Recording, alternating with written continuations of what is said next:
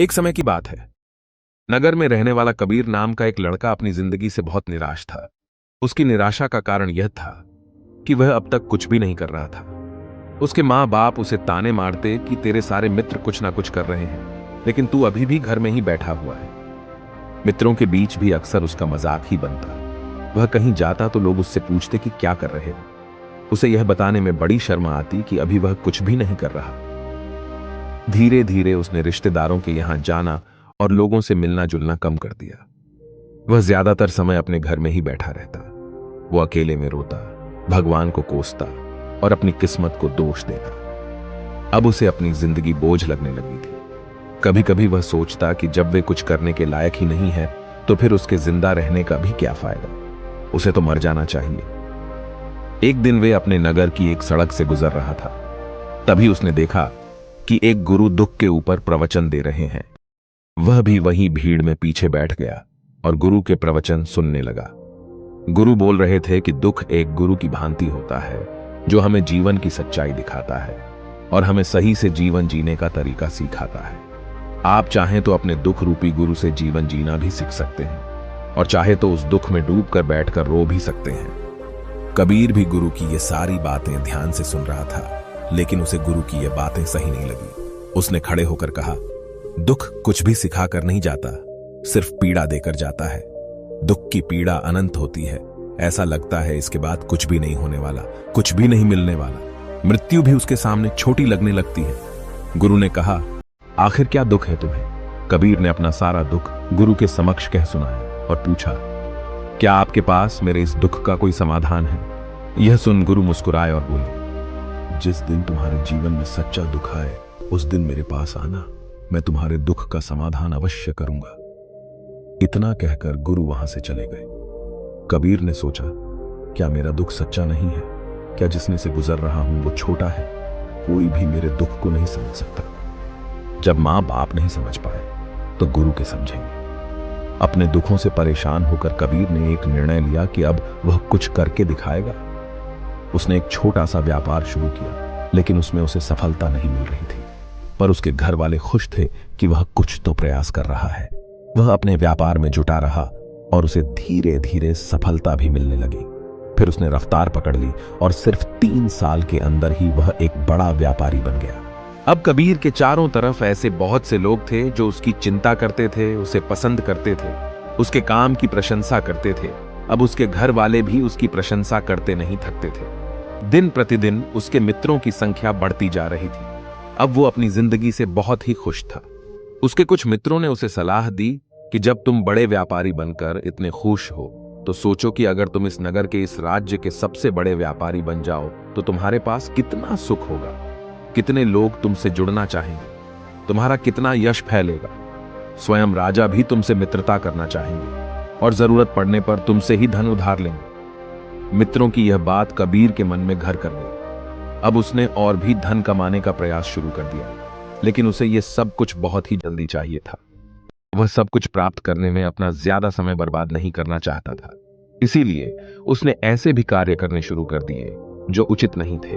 उसने बड़ी मात्रा में अपने मित्रों से धन उधार लेना शुरू कर दिया। ज्यादा मुनाफा कमाने के लालच में अपने सामान में मिलावट करने लगा। उसने दूसरे व्यापारियों के खिलाफ षड्यंत्र भी रचे, उन्हें डराया धमकाया। जैसा जैसा उसके मित्र उससे कहते गए वही करता गया।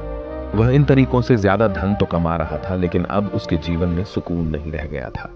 उसके मन की शांति गायब हो गई थी। उसे रातों में नींद नहीं आती थी। सुख साधन की सारी वस्तुएं होने के बाद भी उसे किसी में सुख नहीं मिल रहा था। एक दिन कबीर अपनी बग्गी में सवार होकर कहीं जा रहा था। तभी रास्ते में उसे गुरु का आश्रम दिखा। वह रुक गया। वह गुरु के पास जाकर बोला, गुरुदेव, आपने कहा था कि जब तुम्हारे जीवन में सच्चा दुख आए तब मेरे पास आना। अब मैं बहुत दुखी हूं। मेरे रातों की नींद गायब हो गई है। मुझे कहीं सुकून नहीं मिल रहा। इस तरीके से कबीर ने अपनी सारी समस्या गुरु के सामने कह सुनाई। गुरु ने कहा, जब तुम मुझसे पहली बार मिले थे तब भी तुम किसी दुख में थे। तुमने उस दुख से क्या सीखा? कबीर नहीं कहा, मैंने सीखा कि सिर्फ सोचने और चिंता करने से कुछ नहीं होता। अपनी सोच को सच करने के लिए कर्म करना पड़ता है, और सिर्फ कर्म करने से भी कुछ नहीं होता। अपने कर्म को अंतिम पड़ाव तक ले जाना भी आवश्यक होता है। चाहे रास्ते में कितनी मुश्किलें आईं, मन कितना ही निराश हो, कितना ही लगे कि अब आगे कुछ भी नहीं होने वाला, तब भी यह मानकर चलो कि मैं जो भी कर रहा हूं उसमें सफल अवश्य होगा। लोग सिर्फ सफल व्यक्ति को ही सम्मान देते हैं, फिर चाहे कोई कितना ही अच्छा क्यों ना हो, वह लोगों की नजरों में होता है। यह सब सुन गुरु मुस्कुराए और बोले, यह असली दुख नहीं है। जब तुम्हारे जीवन में असली दुख आए तब मेरे पास आना, मैं उसका समाधान अवश्य करूंगा। कबीर नहीं जाते समय गुरु को सोने के सिक्कों से भरा घड़ा भेंट किया। घड़ा देखकर गुरु ने कहा, यह मेरे किसी काम का नहीं, इसे उस पेड़ के नीचे गड्ढा खोदकर दफना। कबीर ने गुरु के कहे अनुसार घड़े को पेड़ के नीचे दफना दिया और वहां से चला गया। कुछ दिनों तक तो व्यापार अच्छी तरक्की कर रहा था, लेकिन गलत व्यापार की वजह से ही धीरे धीरे उसे व्यापार में घाटा होने लगा। उसकी सारी धन संपदा धीरे धीरे खत्म होने लगी और एक दिन ऐसा आया जब उसके पास कुछ भी नहीं बचा और वह कर्जे से लग चुका था। लेकिन वह निश्चित था, क्योंकि उसने सारा कर्ज अपने मित्रों से ही लिया था। मैं सोचता था कि उसके मित्र बुरे समय में उसका साथ देंगे, लेकिन ऐसा कुछ भी नहीं हुआ। बुरा समय आते ही मित्रों ने ही सबसे पहले अपना उधार मांगना शुरू किया और उधार वापस न करने पर जान से मारने की धमकी भी दी। उसके शुभ चिंतक, उसे चाहने वाले सब उससे दूर हो गए। उसके वो मित्र जो उसके साथ मौज मस्ती किया करते थे, अब उससे दूर भागने लगे। उसके परिवार वाले उसे उसकी गलतियां और कमियां गिनाने लगे। उसकी सारी संपत्ति नीलाम हो गई और उसके पास कुछ भी नहीं बचा। उसने अपने पिता से सहायता मांगी तो पिता ने कहा, मेरे पास ये थोड़ी सी ही संपत्ति है, अगर मैं यह भी तुम्हें दे दूंगा तो तुम्हारी मां को कहां रखूंगा? इस संपत्ति हमारा आखिरी सहारा है। कबीर के भीतर बहुत गहरा दुख था। उसके आसपास ऐसा कोई भी नहीं था जो उसके दुख को समझ सके, उसे संभाल सके। लोगों से मिले इस धोखे और विश्वासघात की वजह से वह अंदर तक टूट गया। उसे लगने लगा, अब जीने का क्या मतलब, अब तो मृत्यु हुई एकमात्र सहारा है, वो है आत्महत्या करना। एक भारी की तरफ जा रहा था कि तभी उसे याद आया, गुरु ने कहा था, जब तुम्हारे जीवन में असली दुख आए तब मेरे पास आना। कबीर गुरु के पास गया और अपना सारा दुख के सुनाया। वहीं आंखों में आंसू भरकर बोला, मेरे इस दुख का समाधान कीजिए। गुरुदेव गुरु ने कहा, जब तुम्हारे जीवन में असली दुख आए तब मेरे पास आना, मैं उसका समाधान अवश्य करूंगा। कबीर ने कहा, क्या अभी जो मेरे जीवन में घट रहा है वो दुख नहीं है? आखिर असली दुख होता क्या है? गुरुदेव गुरु ने कहा, सबसे पहले तुम ये बताओ कि तुमने अपने इस दुख से क्या सीखा? कबीर ने ही कहा, मैंने सीखा कि जो लोग हमारी सफलता, हमारी तरक्की की वजह से हमारे जीवन में आए हैं, वो हमें धोखा अवश्य देंगे, क्योंकि वह बुरे समय में हमारे साथ खड़े नहीं होंगे। वह केवल अच्छे समय में हमारा फायदा उठाएंगे और बुरे समय में छोड़कर चले जाएंगे। भरोसा केवल उन्हीं लोगों पर करना चाहिए जो हमारे बुरे समय में, असफलता के समय में हमारे साथ खड़े रहते हैं। लेकिन ऐसे लोग बहुत ही कम होते हैं, पर जिसके पास होते हैं उन्हें उनकी कद्र करनी चाहिए, उनका अपमान नहीं करना चाहिए। मैंने यह भी सीखा कि कभी किसी के खिलाफ षड्यंत्र नहीं रखना चाहिए। ईमानदारी और धैर्य के साथ अपना काम करना चाहिए और कभी लालच नहीं करनी चाहिए। अपना सारा दुख और अनुभव बताने के बाद कबीर आंखों में आंसू भरकर गुरु के सामने बैठा रहा। थोड़ी देर बाद गुरु उठे और उस पेड़ के नीचे गड्ढा खोदकर वह घड़ा बाहर निकाला जो सोने के सिक्कों से भरा हुआ था, और उसे कबीर को दे दिया और कहा, जब तुम्हारे जीवन में असली दुख आए तब मेरे पास आना। कबीर ने गुरु को धन्यवाद दिया और उन्हें प्रणाम कर वहां से चला गया। उसने उस ढंग से एक छोटा व्यापार शुरू किया। अब वह एक छोटा व्यापारी बनकर भी खुश था। उसने पूरी लगन और ईमानदारी से व्यापार किया। देखते ही देखते वह अपने नगर का फिर एक बड़ा व्यापारी बन गया। उसका जीवन खुशियों और सुविधाओं से भर गया। लेकिन कोई कितना भी अच्छा हो, कितना भी अच्छा काम करें, दान करें, पुण्य करें, लोगों की मदद करें, लेकिन जीवन में दुख तो आता ही है। तो कबीर के जीवन में भी दुख आया। उसके माता पिता की मृत्यु के रूप में वो दोनों एक ही दिन मृत्यु को प्राप्त हो गए। कबीर अपने माता पिता से बहुत प्रेम करता था, इसलिए उसे उनकी मृत्यु से बहुत गहरा आघात पहुंचा। वह उन दोनों के पार्थिव शरीर को शमशान घाट ले गया, जहां उनकी अंतिम क्रिया की गई।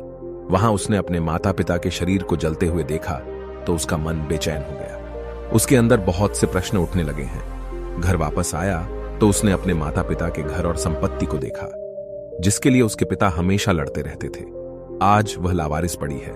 आज उसकी देखरेख करने वाले, उसके लिए लड़ने वाले इस दुनिया से चले गए। उसके पिता ने जो भी कमाया था, जो भी बनाया था, वो सब यहीं रह गया था। दिन पहले तक किसी से भी अपनी संपत्ति के लिए लड़ जाने वाले उसके पिता आज खुद इस दुनिया से अलविदा हो गए थे। उसका मन इसी तरह के अनेक विचारों के भंवर में फंसा हुआ था।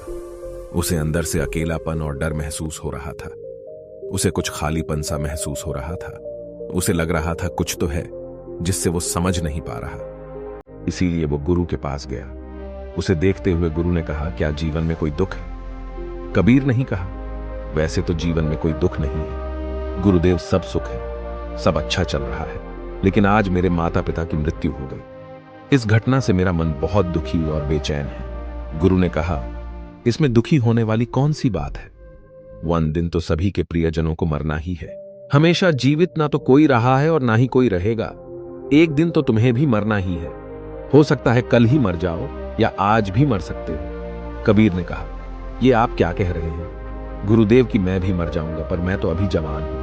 गुरु ने कहा, इस भ्रम में तो सभी जी रहे हैं कि मृत्यु दूसरों को आती है, बूढ़ों को आती है, लेकिन बूढ़ों के सामने ही जवान मर जाते हैं, बच्चे मर जाते हैं। मृत्यु का किसी की उम्र से कोई संबंध नहीं है, तो सबको अपना बना लेती है। गुरु की यह बातें कबीर के मन में घर कर गई और वह चुपचाप वहां से चला गया। लेकिन उसका मन अभी बेचैन था, अब भी था। वह कुछ खालीपन सा महसूस कर रहा था। वह पूरे दिन अपने बारे में सोचता रहता कि वह कौन है, इस दुनिया में क्यों आया है, क्या सिर्फ चीजों का उपयोग करना और मरना ही जीवन का लक्ष्य है? ऐसे ही बहुत से प्रश्न उसके मन में लगातार उठ रहे थे, लेकिन उसे अपने किसी भी प्रश्न का उत्तर नहीं मिल पा रहा था और उसका दुख दिन प्रतिदिन बढ़ता जा रहा था। इसीलिए कुछ दिनों बाद वह फिर गुरु के पास पहुंचा और बोला, गुरुदेव, मैं बहुत दुखी हूं, क्योंकि मैं यह नहीं जान पा रहा हूं कि मैं कौन हूं और इस दुनिया में क्यों आया हूं। यह सुन गुरु मुस्कुराए और बोले, आज पहली बार तुम्हारे जीवन में सच्चा दुख पैदा हुआ है। वास्तव में यही है जो दुख कहलाने के लायक है कि हमें पता नहीं कि हम कौन हैं, क्यों आए हैं, क्या करना है, कैसे करना है। कबीर नहीं कहा, गुरुदेव, मेरे इस दुख का समाधान कीजिए। गुरु ने कहा, हम सभी इंसान जीवन भर का इकट्ठा करते रहते हैं। कबीर नहीं कहा, हम सभी इंसान जीवन भर धन, संपत्ति, मान, सम्मान, परिवार, मित्र, शत्रु, पद, प्रतिष्ठा इत्यादि इकट्ठा करते रहते हैं। गुरु ने कहा, क्या इन इकट्ठा की हुई सभी चीजों में से एक भी चीज को अपने साथ ले जा सकते हैं? कबीर ने कहा, नहीं गुरुदेव, इनमें से कुछ भी साथ नहीं जाता। मेरे माता पिता के साथ भी कुछ नहीं गया, सब तो यहीं छूट गया, हर परिवार, संपत्ति, सब कुछ। गुरु ने कहा, अब मेरी बातों को ध्यान से सुनना। इस दुनिया में हमें जो इकट्ठा करना चाहिए वो तो हम कभी इकट्ठा करते ही नहीं। चीजें हमारे सामने ही होती हैं, लेकिन हम उन्हें देखने का प्रयास ही नहीं करते। इस दुनिया में हमें जिस चीज को इकट्ठा करना है वो हम खुद हैं। हमें खुद को इकट्ठा करना है ताकि जब मृत्यु हो तो हम एक हो सके और स्वयं को पहचान सके। हम भीतर से बंटे हुए हैं। हम बंटे हुए हैं प्रेम में, नफरत में, क्रोध में, जलन में, क्रूरता में, धन में, संपत्ति में, पद में, प्रतिष्ठा में, मान में, पहचान में, धर्म में, जाति में, ऐसे ही सैकड़ों हजारों चीजों, और वास्तव में हम बंटे हुए हैं। हम टुकड़ों में जीवन जी रहे हैं। इस बंटवारे की वजह से हमारी चेतना कभी एक नहीं हो पाती। हमारी चेतना शक्ति बिखर गई है। इसीलिए हमारे पास इतना भी समय नहीं है, इतनी भी ऊर्जा नहीं है कि हम मुड़कर एक बार अपने भीतर देख सकें। वास्तव में जिस धन की कमी, सुविधाओं की कमी, मान सम्मान की कमी को लोग दुख समझते हैं और जीवन भर उसे दुख बोलकर रोते रहते हैं और उनका समाधान खोजने का प्रयास करते रहते हैं, उन्हें उसका समाधान कभी मिलेगा ही नहीं, क्योंकि जिन्हें लोग दुख कहते हैं वो असली दुख है ही नहीं। वो तो सिर्फ इंसान की चाहत है, उसकी इच्छा है जिसकी पूर्ति कभी नहीं की जा सकती। इसीलिए यहां व्यक्ति को ऐसे दुखों का कभी समाधान मिला ही नहीं। इसीलिए इन सब के ऊपर अगर अपने दुखों का परम समाधान चाहिए तो सबसे पहले अपने आप को इकट्ठा करो। अपनी ऊर्जा को इस संसार से वापस खींचो और एकत्रित करो। अपने ऊपर ध्यान दो, खुद पर ध्यान लगाओ। मृत्यु से पहले अपने आप को पहचान लो। ऐसे ही बिखरे हुए मत चलो। कबीर नहीं कहा, तो क्या गुरुदेव हमें यह संसार छोड़ देना चाहिए? अपनी सभी इच्छाओं को मार देना चाहिए? किसी से प्रेम नहीं करना चाहिए? धन संपत्ति नहीं इकट्ठा करनी चाहिए? मान सम्मान की आशा छोड़ देनी चाहिए? गुरु ने कहा, एक बिखरे हुए मनुष्य के अंदर से कामनाएं, इच्छाएं और वासनाएं ऐसे ही निकलती हैं जैसे पहाड़ से कोई पत्थर गिर रहा हो जिस पर पहाड़ का कोई नियंत्रण नहीं है। सिवाय देखने, परेशान होने और कुछ खोने के। इसी प्रकार एक बिखरे हुए मनुष्य की इच्छाएं अनियंत्रित और दुखदायी होती है। उसका अनियंत्रित मन कुछ भी इच्छाएं और कल्पनाएं करता रहता है और दुखी होता रहता है। लेकिन जब व्यक्ति एकत्रित हो जाता है तो वह जो भी करता है सब उसके नियंत्रण में रहता है। तभी इच्छाएं भी उसकी इच्छा से निकलती हैं। कबीर ने कहा, गुरुदेव, आपने मेरे सच्चे दुख का समाधान कर दिया। आपका बहुत बहुत धन्यवाद। आपसे मैं खुद को एकत्रित करने का प्रयास करूंगा। गुरु ने कहा, मानव शरीर में बहुत ऊर्जा है, बहुत शक्ति है, पर यह बेकार के कामों में बाज कर रह गई है, चीजों में लगी रहती है। यह ऐसा ही है जैसे कि एक अत्यंत शक्तिशाली मशीन किसी बच्चे के हाथों में दे दी गई हो और वह बिना सोचे समझे, बिना किसी नियंत्रण और जानकारी के बस इसकी शक्ति को कहीं भी बर्बाद कर रहा हो। इसीलिए अपनी चेतना की शक्ति पर ध्यान दो और इसे एकत्रित करो। कबीर को अपने प्रश्नों का उत्तर मिल चुका था। उसने गुरु को धन्यवाद किया और चुपचाप वहां से चला गया। दोस्तों, उम्मीद है कि आपको यह कहानी पसंद आई होगी। यदि आप ऐसी और मजेदार कहानियों और संदेशों को और सुनना चाहते हैं तो हमें सब्सक्राइब करें। नमो बुद्धाय।